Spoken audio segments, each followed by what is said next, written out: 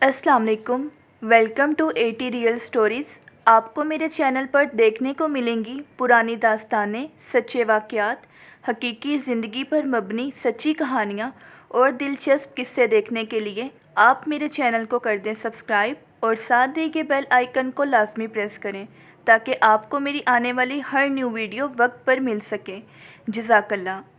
उसकी शादी को हुए पूरे 5 साल गुजर गए। वो 3 बच्चों की माँ बन गई, मगर पुरानी यादें अब भी उसे जहरीले तीरों की तरह उसके सीने में उतरती महसूस होती, जिनकी चुभन उसे वक्तन फ़वक्तन भूली बसरी राहों पर चलने को मजबूर कर देती, जिनका खाका मुद्दतों से उसके नर्मो नाजुक जहन से मिट चुका था। जाने क्यों आज अचानक उसे प्यार में गुजरा हुआ अपना बचपना याद आ गया और वो दुनिया से बेखबर एक ऐसी वादी की तरफ चल दी जहाँ कभी 2 प्यार भरे दिल दुनिया की नज़रों से छुप छुपा कर आँख मचोली खेला करते थे। फिर अचानक एक दिन ऐसा तूफ़ान आया कि 2 प्यार भरे दिलों को जुदा करता हुआ गुजर गया। अमीरी और गरीबी की दीवारें बुलंद से बुलंद तर होती गईं। असलम एक यतीम और सीमी एक अमीर माँ बाप की इकलौती औलाद नाजों से पली बड़ी थी। वालिदैन के चमन की एक ही कली, जिसके गिरदों पेश कोई फूल न खिल सका। सीमी के वालिदैन उससे बहुत मोहब्बत करते थे। सीमी की मंगनी एक अमीर घराने के चश्मो चराग तोकीर से तय हो गई,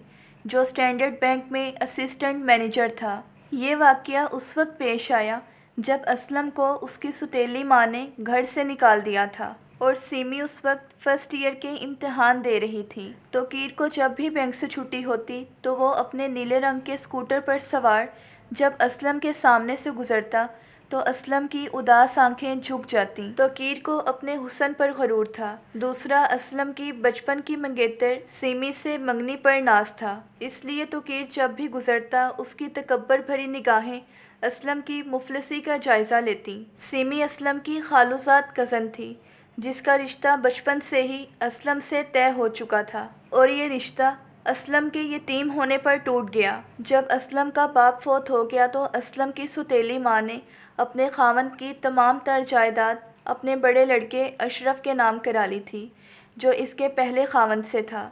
उसने असलम के बाप के घर आकर कुछ ऐसा किरदार अदा किया कि जिससे असलम के बाप ने मुतासिर होकर अपनी तमाम जायदाद अपनी मनकूहा बीवी के नाम कर दी, जिसका वारिस बाद में अशरफ बना। असलम की माँ चूँकि पहले ही फौत हो गई थी तो बाप ने भी कुछ बेइतनाई का सबूत दिया और बीवी के चौंचलों की वजह से असलम की तरफ ध्यान न दिया, जिसकी वजह से असलम तालीम से भी कोरा ही रहा और उसकी परवरिश भी अच्छी तरह न हो सकी। जब असलम की सुतीली माँ ने असलम के बाप के घर कदम रखा तो असलम की उम्र उस वक्त 4 साल थी और बीवी के पहले लड़के की उम्र 8 साल। इस लिहाज से इन दोनों मियाँ बीवी की तमाम तर कोशिश यही रही कि अशरफ जल्द अज जल्द जवान हो। यहाँ आकर उसने 3 लड़कियों को जन्म दिया, मगर सबको यही एहसास होता रहा कि असलम इस घर का नौकर है, क्योंकि असलम के साथ उनका रवैया भी कुछ ऐसा ही था जो उन्हें बरतरी का एहसास दिलाता रहा और असलम से उनकी नफ़रत बढ़ती रही। तो जब असलम का बाप एक हादसे का शिकार हुआ, उस वक्त असलम की उम्र 12 साल और अशरफ की उम्र 16 साल थी और इस तरह वो माँ बेटा असलम की जायदाद के वारिस बन गए, असलम की जान के दुश्मन। फिर एक दिन ऐसा आया कि माँ बेटे ने असलम को ये कहकर घर छोड़ने पर मजबूर कर दिया कि अगर असलम ने हमारा कहा ना माना तो हम उसे जान से मार देंगे। असलम तो पहले ही बड़ा बुज़दिल था। उनकी ये धमकी सुनकर असलम ने अपना घर छोड़ दिया।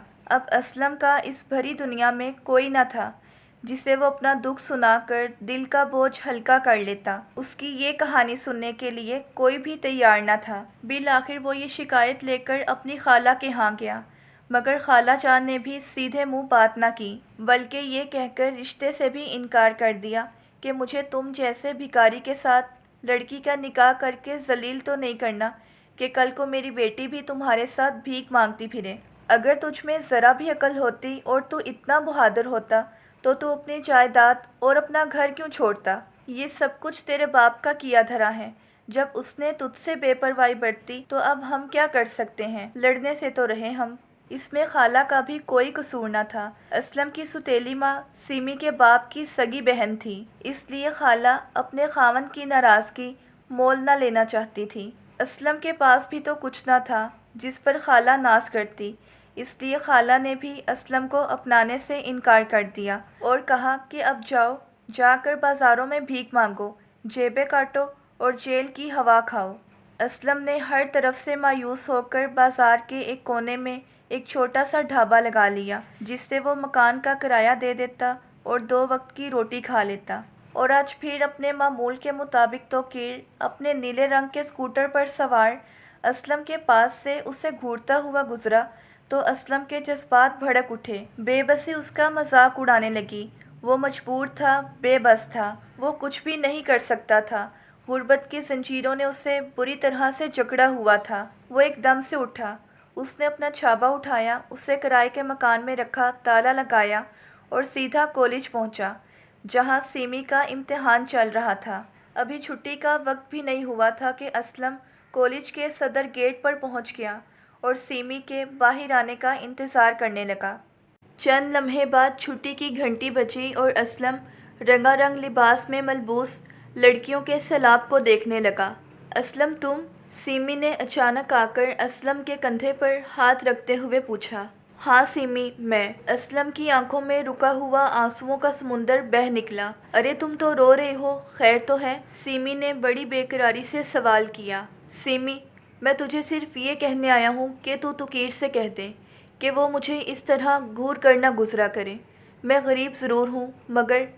یہ کہتے کہتے اس کی آواز حلق میں اٹک گئی۔ بس اسلم، اس سے آگے کچھ نہ کہنا۔ میں جانتی ہوں اسے اپنے حسن پر غرور ہے، اور میں جو تیری منگیتر ہوں، اس بات پر اس کے جسم میں آگ لگتی ہے۔ تم بالکل بھی فکر نہ کرو، میں منڈی کا مال نہیں جو جگہ جگہ بکتی پھروں گی۔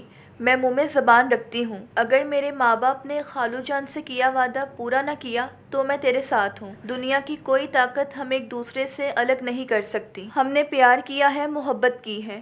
انسان زندگی میں صرف ایک دفعہ اور ایک ہی سے پیار کرتا ہے۔ تجھے یہ کبھی نہیں سوچنا چاہیے کہ میں غریب ہوں، مفلس ہوں، بے سہارا ہوں، میرا کوئی گھر نہیں۔ پیار کرنے والوں کا کوئی گھر نہیں ہوتا، اور نہ ہی پیار کو دولت سے خریدا جاتا ہے۔ پیار تو ایک پاک جذبہ ہے جو دولت سے نہیں، دل سے خریدا جا سکتا ہے۔ تم سمجھتے ہوگے کہ شاید سیمی بھی مجھ سے نفرت کرنے لگے گی۔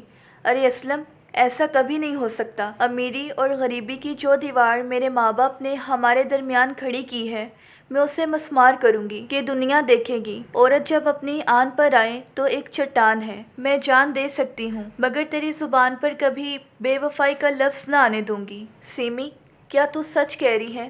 اسلم کا چہرہ تازہ پھولوں کی طرح کھل اٹھا اور اس کے دل میں خوشیوں کے تار بجنے لگے۔ ہاں اسلم، میں سچ کہہ رہی ہوں۔ اس نے گھر آ کر امتحانی گدا ایک طرف پھینکا اور ماں سے کچھ کہے بغیر اپنے کمرے میں چلی گئی۔ دھڑام سے چارپائی پر گری اور تکیے میں منہ چھپا کر رونے لگی۔ اس کی سانسوں سے اٹھتی ہوئی سسکیاں کمرے میں ارتعاش پیدا کر رہی تھیں۔ کیا بات ہے بیٹی، کسی سے جھگڑا ہوا ہے؟ ماں نے پیار سے سر پر ہاتھ پھیرتے ہوئے پوچھا۔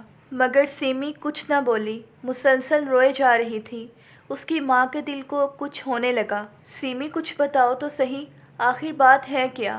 ماں نے بڑی بے قراری سے پوچھا۔ اس نے آنسوؤں سے تر چہرہ اپنی ماں کی طرف موڑ دیا کہ شاید وہ اس کے چہرے پر لکھی اس کی تقدیر کی لکیر وہ پڑھ سکے، مگر ماں تو پڑھنے سے قاصر تھی۔ سیمی، آخر کیا وجہ ہے؟ تم رو کیوں رہی ہو؟ ماں نے جذبات سے متاثر ہو کر پوچھا۔